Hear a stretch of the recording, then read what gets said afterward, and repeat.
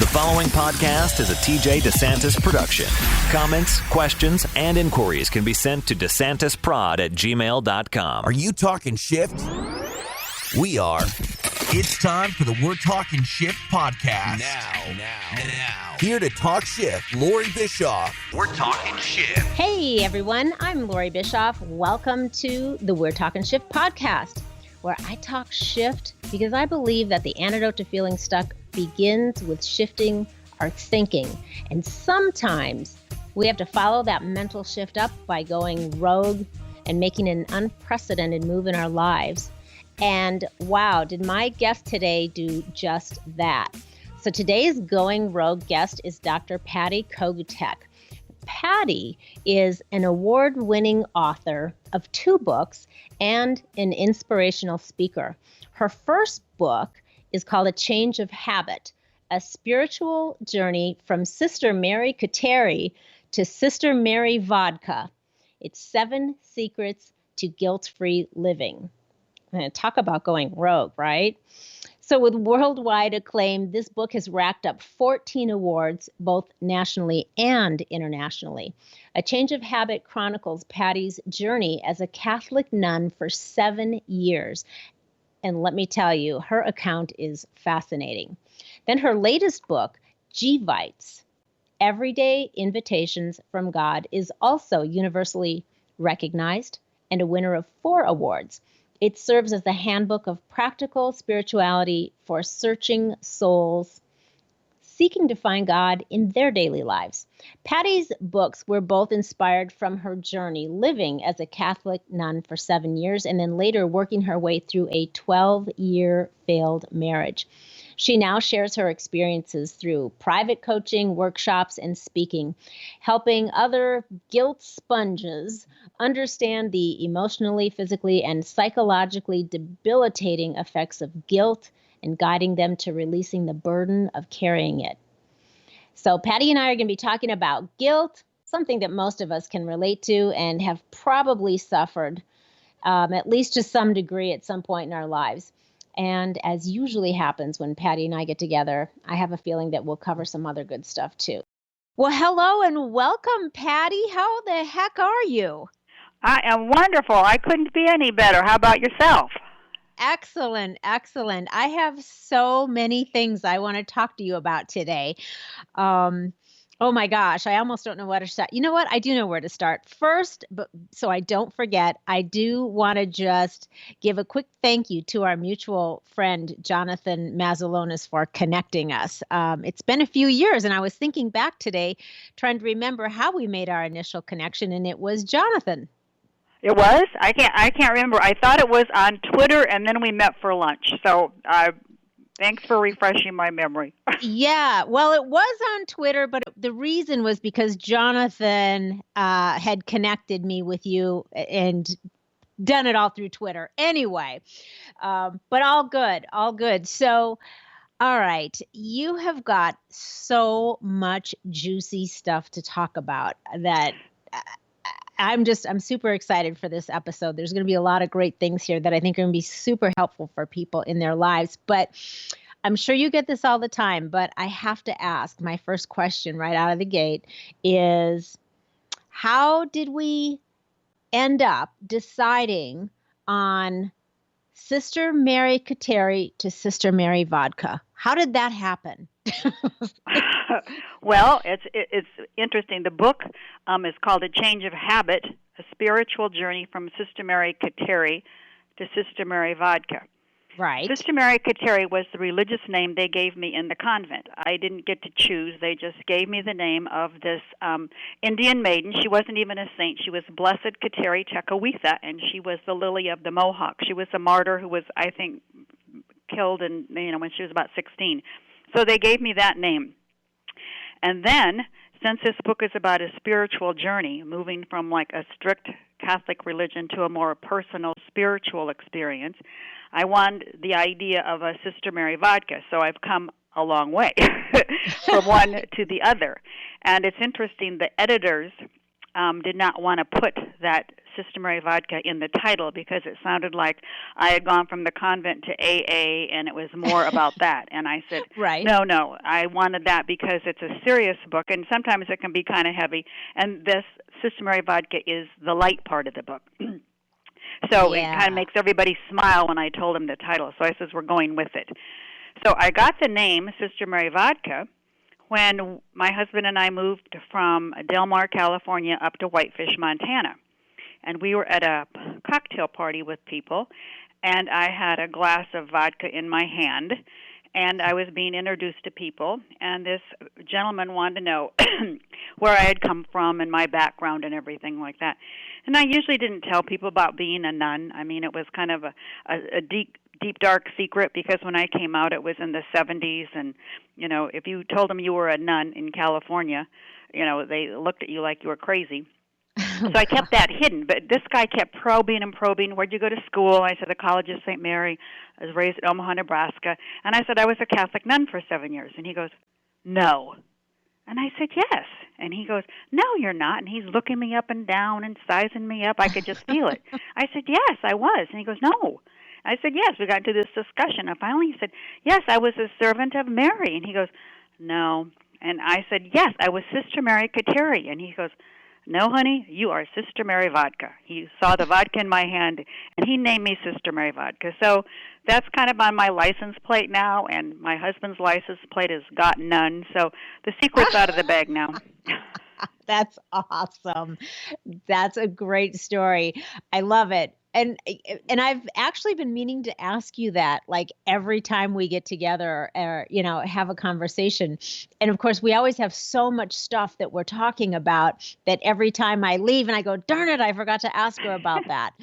So today, well, I was given both names in different arenas. So it's the journey. Yeah. Really, it's quite the 180 there. Mm-hmm. And really, you could have spelled the Mary Vodka. You could have spelled it Merry. Oh, that's a real good change. I mean, that's a great idea. Right. Anyway, that is wonderful. So, oh my gosh, there's so much. All right, let me just ask you next. Why did you decide, you know, it's going to be really hard to stay away from double entendres and puns throughout this entire dialogue. I'm sure that happens frequently, but I'm going to throw this one out there, and then I promise I will try not to do any more. Why did you decide to, you know, break your habit and basically retire from, is nunnery a word? From nun life? From the convent. Well, I entered the convent right after high school. It was in the 60s when John Kennedy said, don't ask what your country can do for you, but what you can do for your country. He instilled that call to action, that call to service. And it was either join the convent or go into the Peace Corps, which he established. And so I looked at the nuns, and they were so happy. And so I decided to enter the convent. I was raised Catholic, went to all the Catholic schools, so it was kind of a natural progression. To some people it seems so odd, but it was just kind of a natural thing. I wanted to be of service, and that was it. So at that time, and that was in Omaha, Nebraska, and about 3 months later, my parents moved from Omaha out to California. And at that time, I was not happy in the convent. Of course, it was a total change in, the way I'd been living. I mean, we couldn't write home. We couldn't have phone calls. We didn't have a radio. We weren't allowed to speak, and only 2 hours a day from 3 to 4 and 7 to 8. And it wasn't for me. Mm-hmm. So I went to the Mother Superior, and I told her I wanted to leave. And she told me that I was just lonely, and I was homesick, and this is a natural thing. And she just said, you're overtired, and she sent me to bed for the rest of the day. And I remember crying and crying and crying, and since I couldn't call home, my parents were gone, I was kind of stuck there. I mean, you talk about stuck. I was kind of stuck there. I didn't know how to get out. And I know hindsight is 20/20, and I see all the options now, but back then, when you're 18 years old and your life depends on this one woman making decisions for you and telling you what to do, you kind of fall into lockstep to make a good life. So that's what I did. And so finally, after 6 years in the convent, I went to the new superior, and I said, I really do want to leave. And she said, now she threw more guilt on me, and this is my book about the guilt and how to ditch the guilt. Yeah. And she said, sister, we have committed to Holy Name grade school for 23 nuns. And if you leave, she said, we'll only have 22. And she said, that would make me look bad, and we don't want to let the parish down. So I committed for 1 more year. Oh, my gosh. And she said, my parents would be unhappy. I disappoint God. I disappoint the community. Yeah. I felt the whole world was resting on my shoulders. Talk about using guilt as a effective weapon, huh? But I had decided, before, a few months before, I was home for my week visit. I got once a year, I got a weekly visit home to California. And I actually talked to my dad about it. This is the first time I'd ever spoken to him about the convent. About leaving the convent. Because he did not want me to go into the convent. He wanted me to go to school. And I didn't want to tell him that he was right. So I kind of, I was in lockstep back there in the convent. So when I was out during the summer, I had talked to him, and this is for any of you parents, listen to this. It's a great method to do. I said to Dad, because I still needed his approval in some deep, dark part of my soul, that it was okay to leave. It was okay to quit. I was never brought up to be that way. Sure. And so I said to Dad, and I said, what would you think if I left the convent? And here's his answer. He said, Patty, if you left the convent, if you stayed in the convent, if you stayed in the convent, I would be the proudest father ever. And then he said, but if you left the convent, I would be the happiest father ever.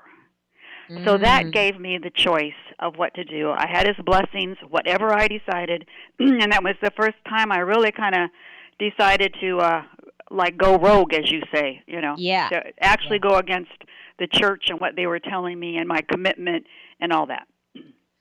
That is just fascinating to me. So, wow, amazing the way that your father, broached those, his opinion, his choices when you asked him. That was because for you, it gave you the freedom to not feel guilty about either way you decided to go. So that's beautiful.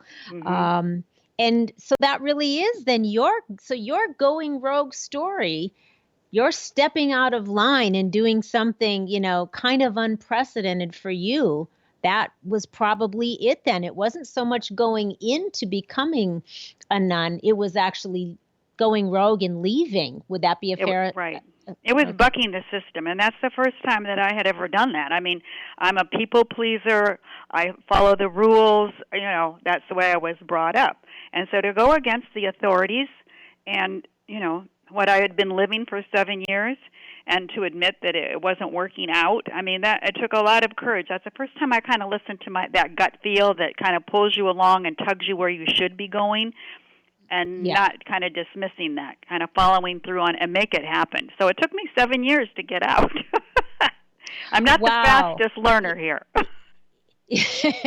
Well, on the one hand, but it does, those 7 years, obviously you were questioning yourself, throughout those 7 years.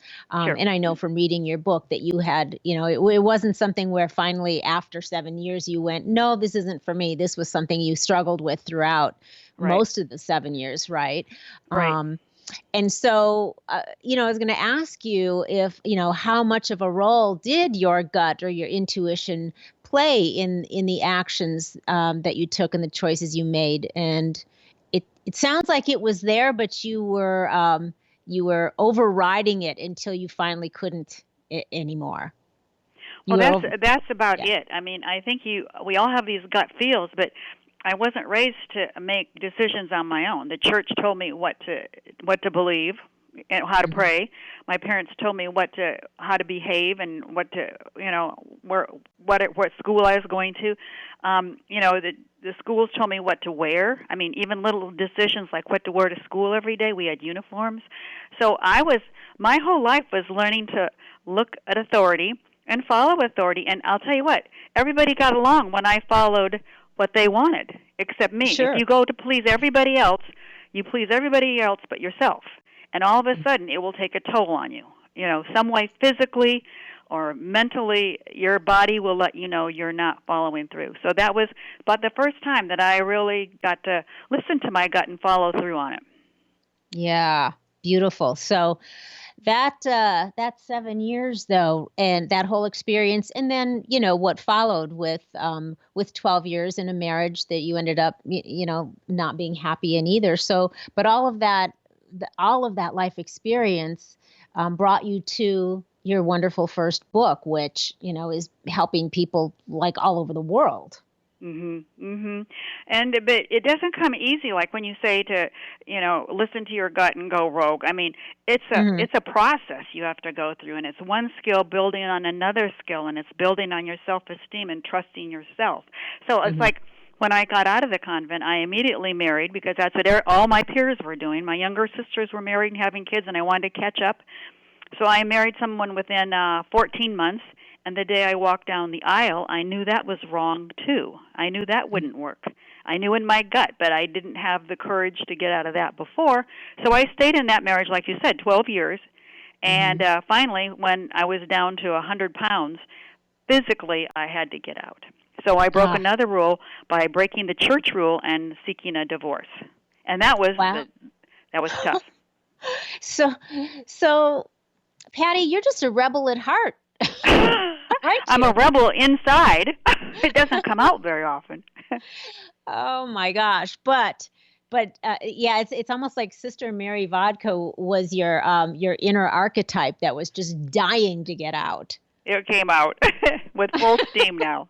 But you look back, people ask me all the time, do you ever regret that going into the convent? And I go, no. I said I learned a lot. There are some wonderful women in there. I got to develop my faith that I have that is, morphed into something. My husband calls it the church according to Patty.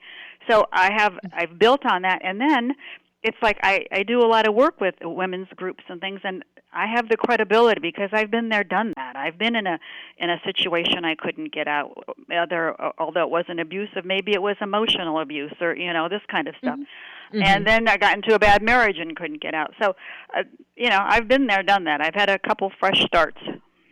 Yeah, exactly. So you wrote this fantastic book, and I'd love to talk about that for a few minutes. 7 Secrets to Guilt-Free Living is what the things that you've got that you're sharing with people to help them. And I love all of them. Can we talk about that for a minute? Is that cool? Oh, sure. With you? Yeah. Sure. All right. So I'm just going to go through and just name the secrets. You've got 7 of them, and then we don't necessarily have to dive into each and every one of them, but maybe you can give me your favorite or your top couple, and let's just talk about those for a minute, because guilt is such a it's so prevalent. It's just so prevalent. And like you said, it's such a debilitating burden for people to shoulder. And it really, it has such a massive effect on your experience of life. And so I think it's really important that everyone becomes really aware of how much of a role that can play in your life. And, everybody's experienced guilt. Either they are now, or they have at some point, or they will at some point. And, that's inevitable, but it's how you decide, what you're going to do with it, how you're going to look at it, that matters, would you say? Mm-hmm. Well, and I always say, if you don't control your own happiness, someone else will. So you have to kind of learn what you're all about, what your life purpose is, what makes you happy, what makes your soul sing. And then you have to find out how you can express that in, in a variety of situations. But I mean, it doesn't have to be these big heavy guilt things. I mean, there are little things like somebody gives you a gift. I feel like I have to write a thank you note within 2 days. I mean, that's the way I was brought up. You write a thank you note. And if you don't write a thank you note, I feel like I'm cheating him if I just send him an email. I mean, it's little things like that day to day that I'm now aware of that really drag you down. And then that's how you kind of lose your soul. So you have to be brave, and you have to kind of do a lot of reflection. Yes. You're right, because I think it's all those little things chip away, and it factors into that giving away of your own power, which I write about in my book. And I know that is part of your secret number one, I think, right? Which is don't let religion get in the way of your relationship with God. And you talked about giving away your power in that. Right. I mean, I thought that, if I practice my religion, and it's a practice, it's going to church and saying the rosary or whatever, that I would have this relationship with God. But I felt real empty inside. I did all the right things. I checked all the boxes, and still I was kind of unhappy, unfulfilled. And so I think sometimes religion can get in the way if you think that's all you have to do without doing some meditation or without any input on your own. You know what I mean? Mm-hmm. Yeah, because it really is about a relationship. And so that, in order to have a relationship, you've got to be able to relate, right? To what it is you're trying to develop and nurture the relationship with, or, who or what. And I think that's also interesting because I was looking at a couple of things on your website, and you talked about a leap of faith going from religion to spirituality. And just before we move on, how do you define the difference? And, what does that mean going from religion to spirituality? For me, a religion is practice outside. It's outside yourself, and spirituality springs from within yourself. You find that relationship. You find God in other people. You find God maybe in Mass, in church, or maybe the circumstances you have, maybe through suffering you can identify, or learn some new things. But, it's all over. I think more religion is more external, and spirituality is more internal. It is very basic and very rudimentary, but basically that's about it. Yeah, I love that. I feel like that is really well said. That's exactly how I feel. Perfect. Secret number 2, life is not a matter of chance, but of choices we make along the way. All those little choices add up, and I didn't exert my choosing ability. I just did what people told me to do.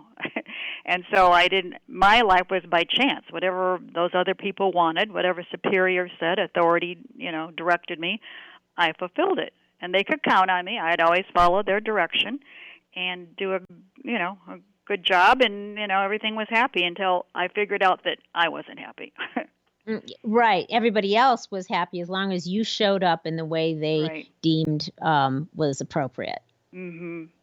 Yeah. Mm-hmm. Yeah. And then sometimes you don't realize those little choices you make just along the way.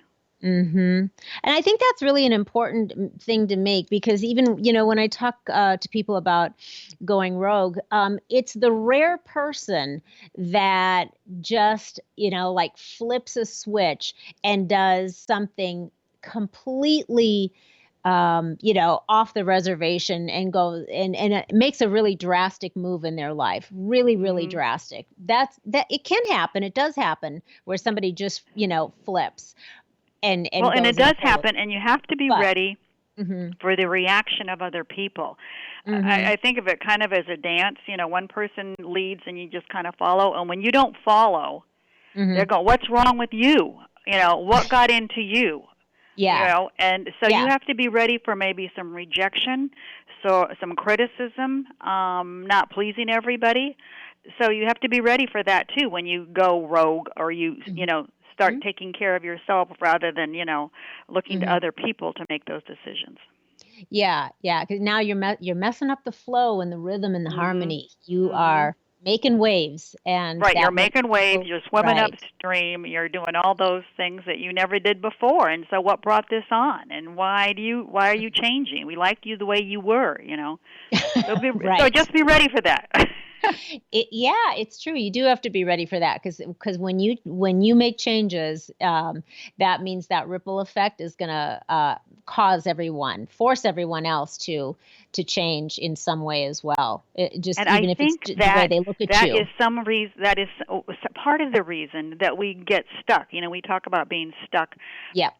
Is that you don't make those decisions because you know deep down it's going to cause other people pain. It might cause yourself pain, and sometimes you're not ready for that next step. So you shove those gut feelings down, way down. You don't pay any attention to them, and you just go headstrong down one path until you can't go anymore. But I think it's all those ramifications and all those consequences you know are going to come that kind of hold you back, and you get stuck. Mm-hmm. Absolutely. Yeah. And most times, like you said earlier, it is sort of a baby steps and a process of until you get to a point where you are just going to make a change, as opposed to just one day you go from black to white kind of thing. Mm-hmm. But it's I think for a lot of people, they place more value on the peace and the well-being and the of everybody around them than they do on their own sense of happiness and fulfillment. And Mm-hmm. so they wait and they They wait, wait and they and they stay keep stuck. waiting for a better day Uh-huh. till Yeah. things happen. You wait for somebody. I remember staying in that marriage because it was our anniversary coming up, or it was his birthday, or there was a family get together. There was always some reason to put it off, and pretty soon, you go, it's been 12 years. Yeah. It's 12 years and you're down to 100 pounds. Right, right, Something's got to give. right. Yeah. Secret number 3. You can't Okay, this is steal. a baseball analogy Yeah. that you can't steal second base until you take your foot off first. Right. And I was afraid to make that leap of faith, and that leap. And so you try to do both, but you can't. You just have to take your foot off first and go for it. And if you're like me and you second guess and you kind of reanalyze and rethink, you can be stuck for a long time. Mm-hmm. Yeah, you're right. You can't be on both bases at the same time. No, you can't be both places at the same time, and you just have to take that leap and go for it. So it's like you have to kind of judge. Of course, you just can't make this. It's all about risk taking, but it's a calculated risk. I mean, even when the runners are in baseball, they look at the wind and they see when the pitcher's coming, and if the second baseman's on base. I mean, they take some stuff, but then all of a sudden you have to take a leap. Mm-hmm. Yeah, you got to go. Mm-hmm. I like that analogy. Secret number 4, don't worry about making a good decision. Instead, make a decision good. I love that. That is when I went to talk to the priest in the convent when I was thinking about leaving. And I went on and on. I probably went on for about a half hour of why I wanted to leave, the guilt that I had about leaving and blah, blah, blah. And I went back and forth, and he could just hear it in my voice. And he's trying to also put me at ease like my father did, like whatever you want. I mean, I'll love you, whatever. And he was trying to tell me that it was okay. Just make a decision and make it good. Make it work. Don't beat yourself up trying to make the best decision because sometimes they don't work out right. But just make a decision and make it good. Yeah, the quote that I love in that section, Patty, is where you said, I discovered the freedom of not having to make the right decision or make a decision to please others, but rather to make a guilt-free decision. And that was huge for me at the time. Yeah. I mean, I think that right there, it speaks volumes to people because it is about freedom. And it isn't necessarily that you're going to make the right choice at exactly the right time. And it certainly is probably not going to be the right choice for everybody else. Right. But the freedom of just knowing, of taking hold of the opportunity that you do have the freedom to make a new decision, to make a new choice. And you have the freedom to make it without guilt. That's huge. And you have the power. I would never felt powerful, but when I made that decision, I finally kind of took control of my life. Yeah. Because what's going to happen if, if you do decide, all right, I'm going to make a decision, but you're fretting and you're worried that it's going to be the wrong decision, or worse, I think worse than wrong is you make it, but now you are full of guilt. Right. You're full of guilt and you backpedal and you regret the decision and it's just keep that pedal to the metal and move forward.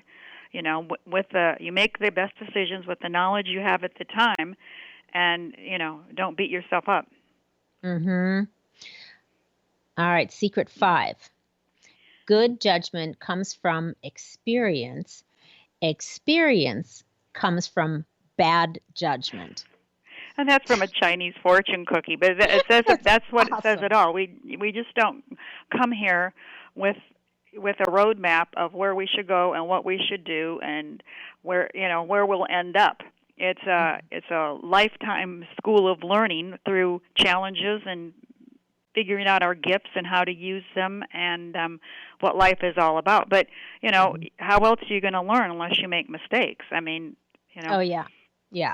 I think those of us that have made mistakes and are willing to, do some self-analysis and really look at them. And I know myself, I've made some massive failures and mistakes in my life, but for sure, those were absolutely the very things that made me become so much wiser and so much more empowered as I move forward onto my next venture and, my experiences of life, so much better managed because of those mistakes or failures. Right. They are very, very powerful, and I don't call them mistakes. I call them stepping stones. Yes. So use it as a stepping stone. Use it, as, analyze it, see what you've learned, what you could have done differently, and then move on. But you learn more from your failures than you do your successes, I think. I agree. Well, yeah, success, it's nice what you learn was that something that you already knew could work. But when you have something that didn't work, call it, a failure or a lack of success, or I like to just call it a situation. Yeah, that's good. That's pretty neutral. Let's just call it a situation. Yeah, that didn't unfold as you would have preferred. But those are definitely, because now you have the opportunity to grow and learn something new. And you're almost forced to do it. I mean, rather than choosing it, something didn't work out. It's like, oh, now what? Now I have to readjust. Now I have to change my thinking or change what I'm doing. So it really calls forth a change in you that you might not have taken otherwise. Right. Secret number 6. When the student is ready, the teacher will appear. And that's the old Zen proverb that, it's so true because I look back, and when in hindsight, you look back and go, well, why in the heck did I think that? Or why didn't I do that? But I wasn't ready. You have to give yourself the pass. Like when the student's ready, the teacher will appear. And we are all students and we are all teachers at one time or wherever. Sure. So one day you're the student, the next day you're the teacher, and then you're back to being the student. I mean, that's just life. But you just take what you can and learn what you can and don't worry about it. It's, when you're on the right track, you're on the right track.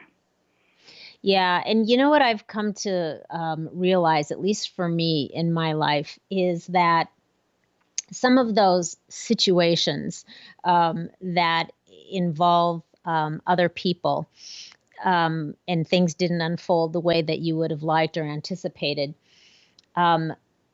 really, those people in those situations became the teacher for me because Sure. because I learned something from that situation, from that Right. person, in those particular circumstances. So I think a lot of times, even, when people have bad feelings about somebody, or they've had an experience that wasn't what they wanted. It was very uncomfortable to some degree. And they just want to, discard it, ignore it, forget about it, or worse yet, they're harboring a lot of, judgment and resentment and all kinds of negative stuff. But really, if you could reframe that and figure out how that has made you somehow wiser, or a better version of yourself, or more equipped to move forward, then sometimes the seemingly worst people or worst experiences really Hmm. do become the best teachers. Right. Even if you think, oh, well, I'll never want to be like that. Yes, exactly. Hmm. Yeah. Or I don't want Exactly. to put anybody else in that situation. Or, it's Right. those biting situations are the ones that sometimes are the best teachers. Sure. I agree. Hmm. Okay. Secret number 7. Oh, my last one. I think Happy. this is probably one of my favorites. Happiness Yeah. is not a gift, but a Yes. skill. And I Yes. think there's a lot of people who just look at other people and they think, "Oh my gosh, they have the perfect family. She has a great job. Things come easily to her. He's, a great husband. And they don't realize that sometimes you have to work to be happy. It just doesn't land in your lap. It's not a gift for being good. It's not a reward from God. It is something that you work at daily. It's a Hmm. skill. It's a skill. It's like running or doing something like that. You start off finding out what makes you happy, what makes your soul sing, and what you need to do to protect that happiness. Yes, yeah. And you're right. And I write about that in my book as well. And I think that happiness is, first of all, everyone's idea of what that is different. So, Mhm. you can't look at what appears to be somebody else's happiness and think, oh, they got it, they were born with it, or they got all the right conditions, or all the things you just said, and I don't have that. I never had that, or I never will have that. But that's really it's such a misperception, because really it's like a recipe. It's like a recipe that you tweak to your own liking, to your own taste. And I always say, I think a lot of people confuse happy and feeling happy with happiness, which I consider to be more a state of being rather Right, than right. rather than a Well, feeling. it's true. I mean, some people confuse success with happiness. They go, if I could be Yeah. successful, if I could have this, if I could do this, I'd be happy. But they're not. You have to be happy first, and then the success will come. I wrote a blog once a couple years ago. It's about, I was taking a walk around the neighborhood, and there was this kind of old beaten up car out in front of a house, and it looked like, a housekeeper or a gardener or somebody, and on the Hmm. license plate it said "Lucky Lady." And I'm thinking, she knows what happiness Hmm. is. Here she is, probably cleaning somebody else's house, Hmm. and is happy with her life and finds happiness in helping others, or maybe with her children, or within herself. But she gets it. And I thought, Right. oh, that was really, really good. Lucky lady. Yeah. Yeah. That's really cool, because it's just about what is fulfilling for you. What makes you feel like you can be fulfilled, at peace, and just being able to enjoy your experience of life in your Mhm. way. Mhm. There's And I mean, we all know there's tons of people that but materialistically have massive success, and they're miserable. sure. So the one doesn't have anything to do with the other. No, but people kind of hang their hat on that success, and they think if I'm successful, I'll be happy. Right. But not so. Yeah. Again, define success, right? And Really, exactly. Exactly. yeah, yeah. Fascinating. So, what do you think, from your experience, of your time in the convent, and then you went, right into sort of a different, I don't want to use the word, what's another word that doesn't sound so prison-like than prison? You know, because such confined situations, you know, with so many specific rules. So you went from that to your marriage, and then you finally, after, you know, what, almost 20 years then, really, between the two of them, right? Right. Of your young life. What would you say were the main things that you really learned about yourself from those two experiences? Well, it's funny that you use the word prison, because I call it the P's. And this is what I learned about myself, which created my prison, and they all began with P. It was like I was trying to please everybody else. I was trying to be perfect. I never wanted to get in trouble. I was always the leader of the class, so I had to be perfect. And because of those two things, because I wanted to please and be perfect, it led to some behaviors that didn't help me. And one was performing, another P. You just go through the act of being happy. You go through the act of being a good wife, or whatever. But it's not motivated from within. It's pleasing without. So performing. And the other thing is pretending. You pretend that you're happy. People would ask me, "What's wrong?" You know, when I was down to less than 100 pounds and I'm 5'8", they said, "What's wrong?" I go, "Nothing. I pretended I was happy." You know. Right. And then the last one is procrastination. The fifth P is procrastination. I knew I was miserable, and I just waited for that better day, the better moment. Maybe I was waiting till I was stronger. The teacher wasn't, the student wasn't ready, so the teacher didn't appear. But the procrastination of put off. And those 5 Ps create the prison. You don't like to use the word prison, but it goes along with the P, and that's what it does. Those 5 behaviors kind of imprisoned me, so I couldn't go rogue, so I couldn't be myself. Right. So I mean, it's not like you were in a prison. No, but I created my own. Right. It was like an emotional prison that you created for yourself. Sure. Yeah. Wow. So would you say, because I'm thinking back to like just being a child or a young person, and, learning the rights and wrongs of, how you should behave. And would you say, is there ever a time in our life when guilt serves us? Well, guilt and stress can, I think of both of them kind of together, they can serve a good purpose. A little of it, it's like heat. A little of it can warm your house, but too much of it can kill you. That too much heat, too much electricity, it can kill you. It's the same way with guilt. I mean, it will keep you on the right path, and you will conform most of the time, but you still yourself. But you will conform and obey the laws, and this kind of thing.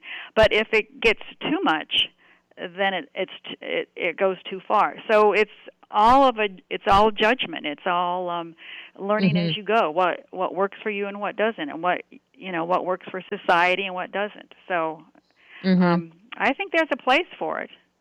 Yeah, because it kept me in line.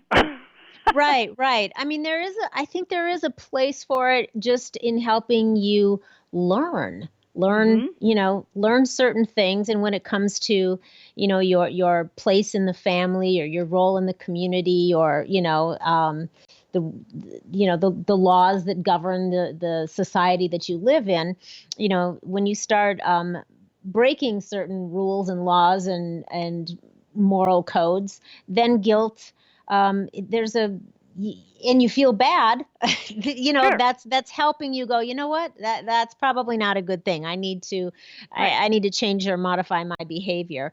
And I think, I think there's a purpose for it.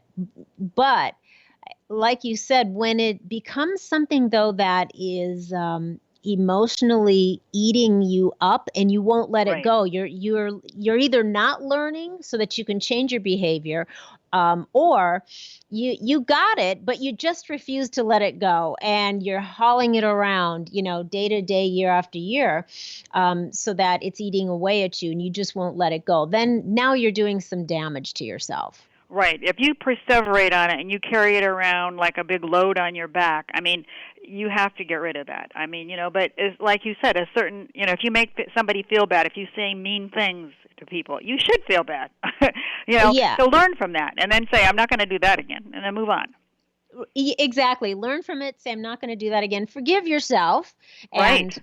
move on. Yeah, I think forgiveness has a lot to do with being able to let go of the guilt. And I think that, that punishment, people in general are very fond of punishment.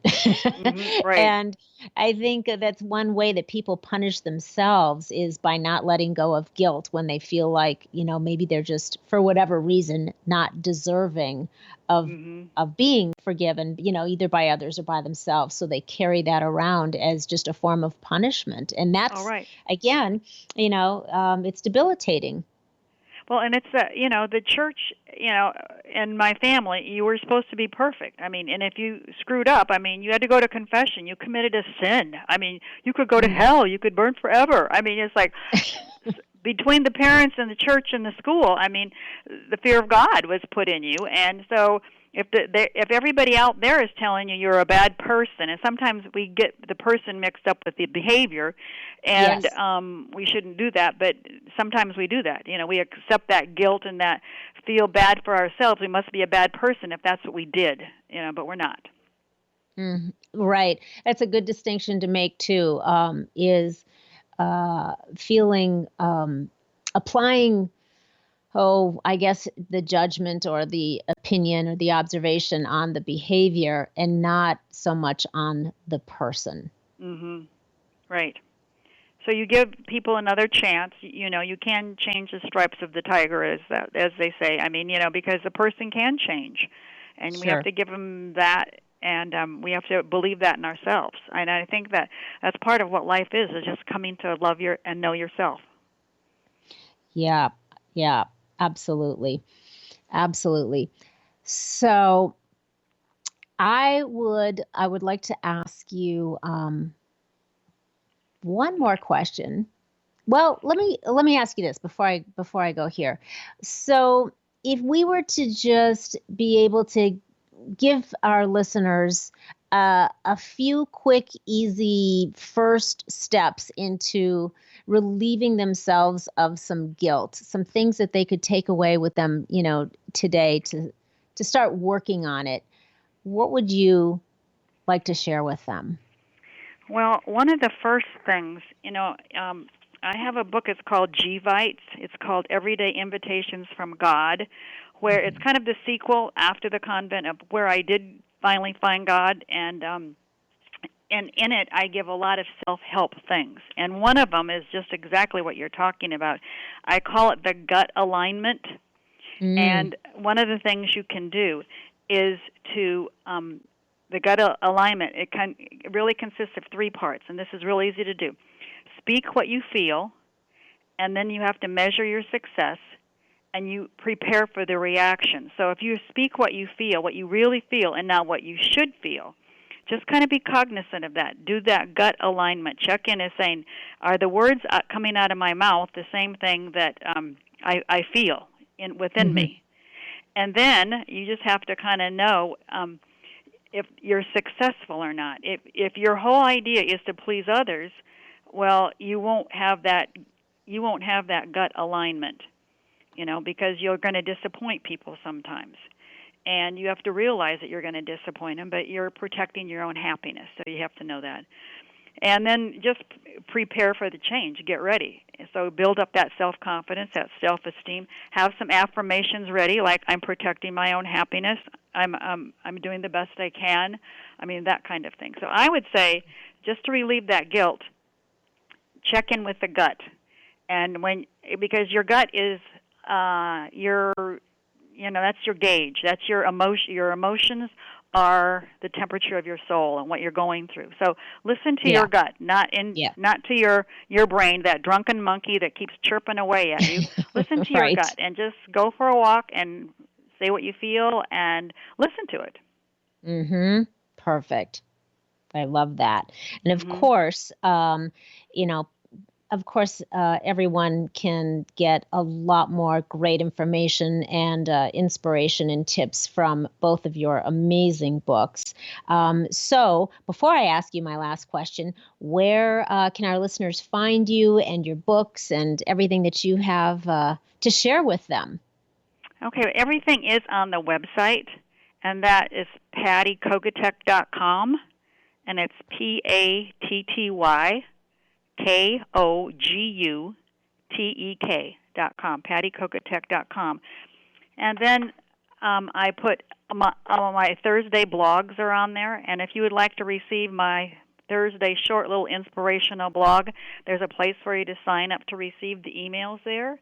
And if you do that, you get a free healing book. It's an email book called Patty's Prayers, and it's prayers to help you through ditching the guilt and finding yourself and being happy. So I would say go through the website, and you'll find the books there. You'll find the blogs there. You'll find all the Instagram things that I post every day there. So that's kind of the place to go. Yeah, exactly. It's a wonderful website too. And of course, all of your services, for if somebody wants private coaching with you or to talk to you about doing a workshop, all of that is on Patty's website. So be sure to check that out. Well, and make sure to go to Facebook. I have a Patty Kogutek author page. I have a personal page and an author page, and we have great discussions on there, and I post lots of, maybe 5 or 6 things every day that get you to think, and then we respond to each other. So that's kind of helpful too. Yeah, very nice. Excellent. Okay, so my last question for you, Patty, is what would you say is the value of going rogue? Finding yourself, finding what you're here for. I was here for everybody else, and now I know why I'm here, what I'm supposed to do, and it's, like you said, it's very freeing, and it makes your life worth living. I mean, otherwise you're just living your life for other people, and you don't know what you're here for. Yes, and I just read a big article about, how life expectancy, and one of the things the author said was that having a purpose in life will extend your life. People who have a purpose to get up every morning. It doesn't have to be to save the world either. It can be like a hobby you enjoy, or you want to see your grandchildren walk down the aisle, or you want to, whatever. Yes. If you have a reason to live, you will most likely see many more days than somebody who doesn't. So I thought that was pretty interesting. So it not only helps your happiness, but it helps your longevity. I agree. And I think it's why, you hear stories all the time about people that have been busy and working and productive their whole lives, and then they retire and poof, a minute later, they're gone. It's like they lost their purpose. Right. They lost their purpose, and we define ourselves by what we do or what we have rather than who we are. Yeah, and I think it's important to remind people your purpose, like you said, it doesn't have to be a global mission. Your purpose might just be, like you said, spending time with your grandkids, or maybe you want to read all the classics, whatever. But you have to have a compelling reason that calls to you, and a reason that you're excited to get up every day. Mm-hmm. It is. It's motivating, and it protects your happiness. I mean, it makes life worth living, because before you know it, your life is passing away quickly. Yeah, it goes by. It seems like it crawls at a snail's pace when you're right in your school years, and then all of a sudden they're so distant that you can't really remember them anymore. Oh, I know. I just had a hip replacement, and I said to the doctor, I said, how did the heck this happen? I'm only 38. And he goes, well, I can help you. I'm only 18. So we both are living in denial. Right, exactly. Oh, that's great. Well, this has been fantastic, and I would love to have you back again at some point, because I know we have a whole list of things that we could dive into and share with everyone. So I would love to invite you back someday if you would be interested. That would be fabulous. Well, I would love to. It's always fun chatting with you. Yes, thank you. Thank you so much. And everyone, please go check out Patty's website, pattykogutek.com. And Patty, thank you so much. You have an awesome day, and I'm really grateful for this time we had Thank you. I'm grateful too, and to you and all your listeners, Happy New Year, and enjoy your journey, and here's to your happiness. All right, that's it for today, everyone. If you liked what you heard, please head on over to the We'reTalkingShift.com website and hit me up with your comments, please. We'reTalkingShift.com is also the place to connect with me if you are trying to make some shift happen in your life and you would like some private coaching. So that's it, you guys. I will talk to you all next week. Please stay feisty, my friends, and go make some shift happen. You too, Gary V. The preceding podcast was a TJ DeSantis production. Comments, questions, and inquiries can be directed to DeSantisProd@gmail.com.